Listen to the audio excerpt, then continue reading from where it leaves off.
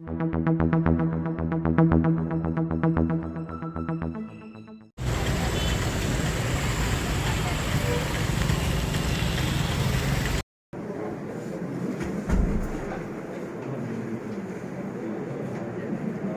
మిత్రులకంతా కూడా నమస్కారం. నిన్న జరిగినటువంటి లోక్సభ శాసనసభ ఎన్నికల్లో పలమనేరు నియోజకవర్గానికి సంబంధించి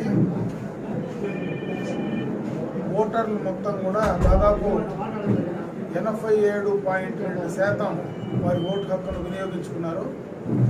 ఎప్పుడూ గత చరిత్రలో ఇంత ఎక్కువ పోలింగ్ శాతం జరిగినటువంటి సందర్భం చరిత్రలో లేదు. ఈ ఎన్నికల్లో మొత్తం కూడా ఓటర్లు ఓటెత్తారు. అంటే బయట ఎక్కడో విదేశాల్లో ఉండే వాళ్ళు కూడా, అంటే లండన్ కావచ్చు, ఆస్ట్రేలియా కావచ్చు, మరి కెనడా నుంచి కానీ రకరకాలుగా అక్కడ ఉద్యోగం చేసేటువంటి యువకులు, బయట వ్యాపార రీత్యా ఉద్యోగ రీత్యా ఉండేటువంటి వాళ్ళందరూ కూడా ఈ ఎన్నికల్లో వచ్చి ఓటు వేయడం అనేది మరి మనం ఆలోచించాల్సినటువంటి పరిస్థితి కనపడుతూ ఉంది. అంటే ఎప్పుడు ఇంత పెద్ద ఎత్తున అంత దూర ప్రాంతాల నుంచి కూడా ఓట్లు వేయడానికి పోలింగ్ బూతుల దగ్గర బారులో నిలబడినటువంటి సందర్భం లేదు. మరీ ముఖ్యంగా మధ్యతరగతి ప్రజానీకం ఎప్పుడు కూడా గతంలో అర్బన్ ఏరియాస్లో కానీ సెమీ అర్బన్ ఏరియాస్లో కానీ అక్కడ నిలబడి పోలింగ్ బూతుల్లో నిలబడి ఓట్లు వేసేది చాలా తక్కువ ఉండేది.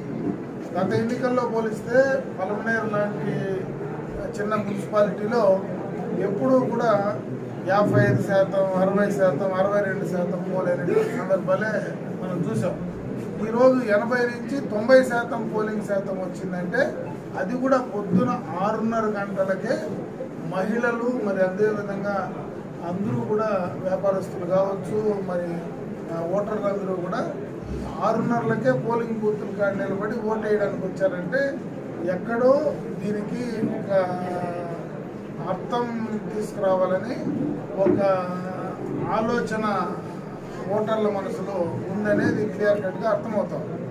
ఈరోజు వాళ్ళందరూ కూడా ఈ రాష్ట్ర భవిష్యత్తును దృష్టిలో పెట్టుకొని ఓటేశారనేది మాత్రం క్లియర్ కట్గా అర్థమైనటువంటి సందర్భం ఈ ఓటింగ్ సరళి చూస్తే. దీన్ని బట్టి చూస్తే ఈ ప్రభుత్వం పైన ఎంత వ్యతిరేకత ఉంది, దీనివల్ల రాష్ట్రం మొత్తం ఏ రకంగా నష్టం జరిగేటువంటి ప్రమాదం ఉందనేది క్లియర్ కట్గా అర్థమవుతాం. కాబట్టి ఈ ఓటింగ్ సరళిని, మరి అదేవిధంగా ఈ ఓటింగ్కు పాల్గొన్నటువంటి ఓటర్ మహాశయులందరికీ కూడా, మరి ముఖ్యంగా ఈ నియోజకవర్గం ఓటర్ మహాశయులు, ఈ నియోజకవర్గంలో ఉండే ఓటర్లు పక్క రాష్ట్రాల్లో, ఈ దేశంలో ఉండేటువంటి వాళ్ళు, అదేవిధంగా ఈ నియోజకవర్గంలో ఓటు హక్కు ఉండేటువంటి ప్రపంచంలో నలుమూలలో ఉన్నటువంటి ఓటర్లందరికీ కూడా మనస్ఫూర్తిగా నా కృతజ్ఞతలు తెలియజేసుకుంటున్నా. ఇంత పెద్ద ఓటింగ్ శాతాన్ని, ఇంత పెద్ద ఎత్తున ఓట్లను వినియోగించుకున్నటువంటి ప్రతి ఒక్కరికి కూడా మనస్ఫూర్తిగా నేను నా శుభాకాంక్షలు కూడా తెలియజేసుకుంటున్నా.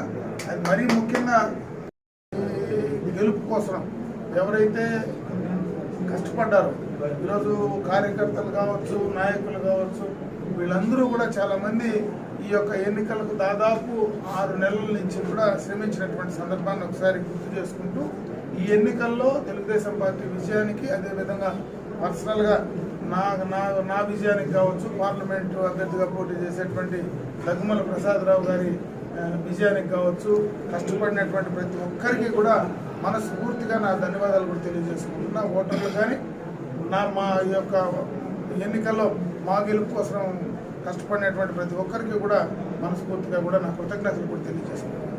ముఖ్యంగా గత ఎన్నికల్లో ఎక్కడ ఆంధ్ర రాష్ట్రంలో కనపడినటువంటి సందర్భం లేదు. అయితే ఈ దఫా ఈ రకమైనటువంటి మెసేజ్ మనం ఇస్తున్నామంటే భవిష్యత్ తరాలు కూడా ఓట్ల పైన అవగాహన పెరగడానికి. ఎందుకంటే ఈరోజు ప్రతి ఒక్కరిని కూడా ఓటు హక్కు వినియోగించుకోమని ప్రభుత్వం చెప్తా ఉంది, స్వచ్ఛంద సంస్థలు చెప్తా ఉన్నాయి. మరి ఎప్పుడు ఎన్నిసార్లు అవగాహన కల్పించినా ఇంతమంది రాలేకపోయినా జగన్మోహన్ రెడ్డి ఈరోజు ఇంతమందిని ఓటుకు తీసుకొచ్చాడంటే ఆయనకు కూడా మనస్ఫూర్తిగా మనం కృతజ్ఞతలు చెప్పాలి. ఎందుకంటే ఇంతమంది ఓటర్లో వచ్చి ఓటు వేయడానికి ప్రధాన కారణం జగన్మోహన్ రెడ్డి గారి యొక్క పాలన, ఆయన విధానాల వల్లనే ఇంతమంది కసిగా వచ్చి ఓటేయడం. అంటే ఎప్పుడు ఈ కసి కనపడలే. మామూలుగా జనరల్గా ఓటేయాలంటే ఆ ఎండలో నిలబడి బాధలు పడి కష్టపడి కొన్ని క్లీన్గా ఉంటే మధ్యాహ్నం పూట సాయంత్రం ఖాళీగా ఉంటే ఓటేస్తారు, లేకపోతే ఒకళ్ళు లేకపోయినా కూడా సరేలే మనకు కుదరలేదు అనుకుంటారు. అట్లా కాకుండా పొద్దున్న నుంచి ఎండలో నిలబడి ఓట్లు వేసేటువంటి కసి ఈరోజు ఓటర్లు వచ్చిందంటే దానికి ప్రధానమైనటువంటి కారణం జగన్మోహన్ రెడ్డి. ఆ అలవాటు వాళ్ళకి వచ్చిందంటే ఖచ్చితంగా రేపు మళ్ళీ ప్రతి ఎన్నికల్లో కూడా ఓటేసేటువంటి అలవాటు కూడా వాళ్ళకి ఖచ్చితంగా వస్తుందని నేను భావిస్తున్నా. కాబట్టి ఆ రకంగా ఆ ఓటు హక్కును ఎంచుకున్నటువంటి ప్రతి ఒక్కరికి కూడా మనస్ఫూర్తిగా నా కృతజ్ఞతలు ధన్యవాదాలు తెలియజేస్తున్నాను.